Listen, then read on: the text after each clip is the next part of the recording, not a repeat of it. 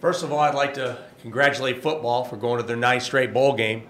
That's a heck of an accomplishment, and one they should be very proud of. I'm proud of our team. Came back from our first real road game in a tough environment, a long travel day, and they responded well. They guarded at a really high level, talked about rebounding. We rebounded better, talked about conversion defense. We didn't give up a lot of layups, and so we're getting better at the things we're working on. And as a coach, that's always a good feeling.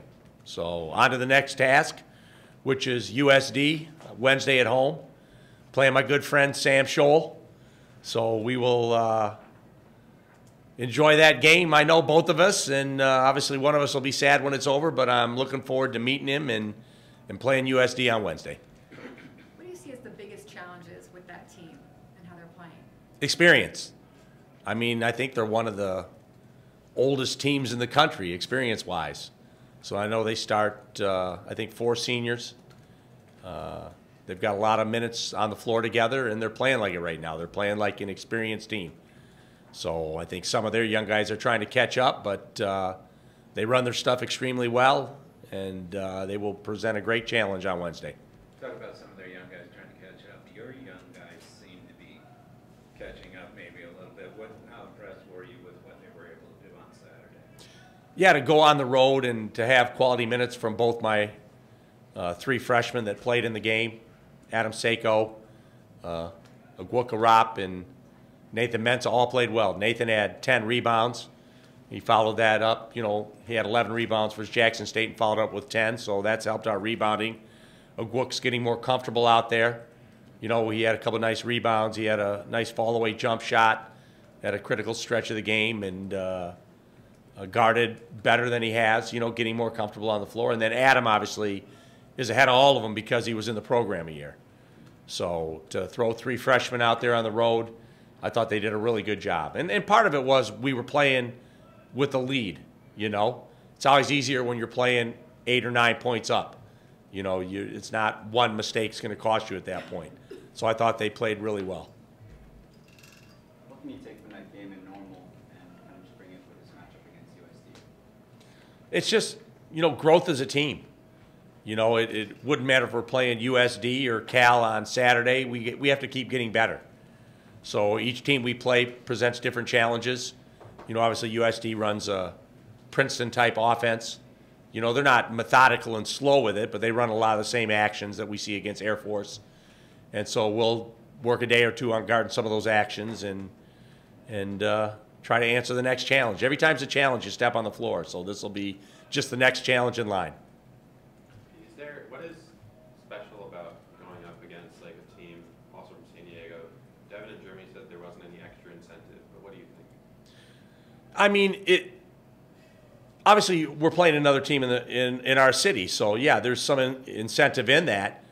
But we preach all year that this is the non-conference part of the schedule. Everything we do now is to prepare us for the Mountain West, and so this will be a good test for us to see how we're coming as a team. We're nowhere near what we need to be, but I think we're making small steps, and we'll see if we can make another step on Wednesday against Sam's team. Brian, does Pinheiro play bigger than his 6'7" frame?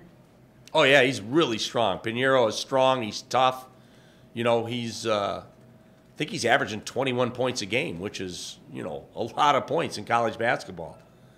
And then obviously Carter shoots it at an elite level. Wright is very good at running the team. You know, they've got experience, they've got toughness, and like I said, they're playing a schedule themselves it's challenging to them. Haven't played at Mississippi, haven't played at Washington, you know, home game at Colorado, so they played a tough schedule too. You know, we look at our schedule, haven't played Xavier, Duke, Iowa State, Illinois State on the road. You know, both teams are playing competitive, tough schedules, so that's why I don't think this game in itself is any more challenging than any we've played all year, both teams. Do you ever feel like with USD you're, I guess, fighting over the San Diego fan base of college basketball? You know, being sold out for 6 or 7 straight years, I feel like our fan base is established, so I don't think from an attendance standpoint it adds anything to us. You know, our fans have supported us in every game.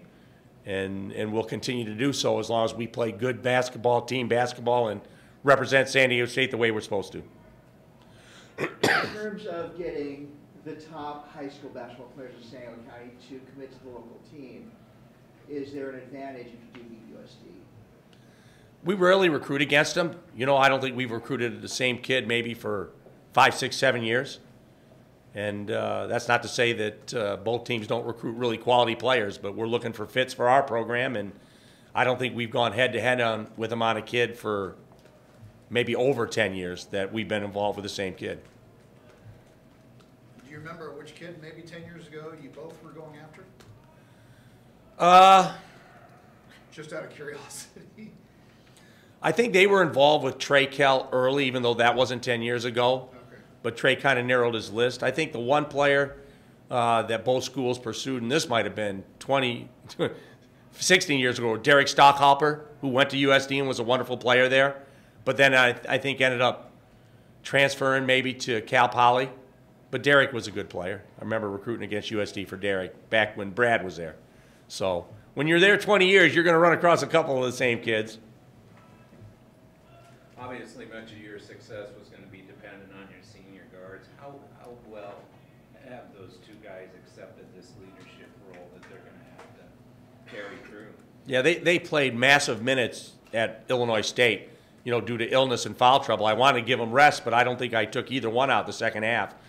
And they ended up combined for 40 points, 10 assists, and they both just, you know, played a magnificent floor game for us. And so senior guard plays, you know, when I said at the start of the year that I sleep well because I know I have senior guards, you know, that's the best place to be old is at guard. And so both Jeremy and Devin have provided great leadership and great play on the floor for the Aztecs. When you see football getting another bowl game, so how do these two programs kind of prop each other up? Basketball helping the football and football helping the basketball? You know, as an athletic department, I know Rocky said this, we're so supportive of each other, and it's not just football and basketball, it's women's basketball, it's soccer, it's water polo, it's swimming. You know, San Diego State has won multiple championships in all those sports. And so it's great being all in the same building too. You know, so many times you see football in their own building and basketball in the arena, but it's so nice all being officed here at the Fowler Center and being able to interact with all the other coaches from all the other sports every day. And so to congratulate them on their successes and offer advice if asked, and we're all kind of a big family here, and it's helped every program in my opinion. Brian, has there been much talk amongst coaches about a different alignment rather than with this Missouri Valley Conference thing because all the travel you guys get dragged into? Has there been talk of anything, maybe a West Coast relationship, West Coast Conference, or a WAC relationship? You know, they're talking now about an A-10 challenge, which will be greater travel. You know, I know that's up before the athletic directors and presidents, so we'll see how that goes. You know, that's probably the next thing on the horizon. You know, I know that'd be a long trip to go to St. Bonaventure or VCU. It's just more travel, Dayton. So I know we were opposed to it, but we're part of a conference, and if they ask us to go, we will go. How do players feel about just traveling to a place far like Illinois? You know, like I said, Illinois State is a great opponent, and we're so grateful we won the game, but it was a 3.5-hour flight followed by a 2.5-hour bus ride. So it took us longer to get to Bloomington Normal than it did to Maui. So, and then we couldn't get out, even though we played an afternoon game, we couldn't get out that day. We had to stay overnight in Chicago, had a equipment change there that unforeseen and delayed an hour getting out, and then a 4-hour flight home. So, you know, it's a lot of travel. And there's nothing wrong with that. I mean, it's adversity, and sometimes you have to go through it. But given a choice, I'd rather, you know, play another Pac-12 team, a home and home, you know, and travel one time zone instead of 2 time zones. But sometimes those are out of our control. Players like traveling to Maui instead of Illinois?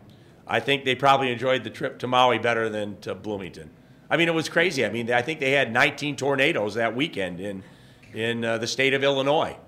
And so weather is always a factor. We were blessed that it didn't affect our travel schedule, but weather can always be a factor when you're traveling to the Midwest or to the East. Can you talk about Nathan and what you've seen in the last 2.5 weeks since you know, and where you place him, how you use him, what he's done with those minutes? Yeah, we've challenged him to be better defensively at helping on ball screens. That's always the greatest challenge for a big man, is to be able to stop a guard on a ball screen, yet get back to your man. We thought he was rebounding with one hand and really have gone after him to go after the ball with two. And he's responded with 11 followed by 10 rebounds, so hopefully that continues. You know, I think when he and Jalen are out there together, it's that length rebounding-wise that helps. You know, so hopefully his rebounding will continue to get better as the season goes on, and that will make us better defensively. And obviously the shot blocking is always important, so he adds that length at the defensive end. Have you seen Jalen take on any sort of a leadership role with the young guys? I mean, I said that one of the most encouraging things on the road game is this team really talks to each other on the floor and encourages one another. So if there's a mistake made, they'll pull one another's side. Hey, next time when this happens, you know, we got to switch quicker, or we got to communicate that better.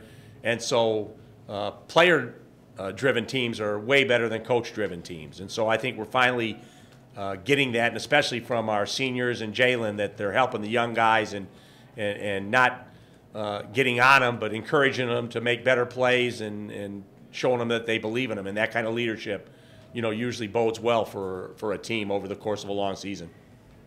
Were you aware of the tribute they were going to do to Coach Fisher? I heard they were going to do something in a timeout, you know, and I think that's just a great honor for Coach. I heard he got a heck of an ovation, and deservedly so. And you know, I told him I'm glad he wasn't out there playing. He might have helped him get a win.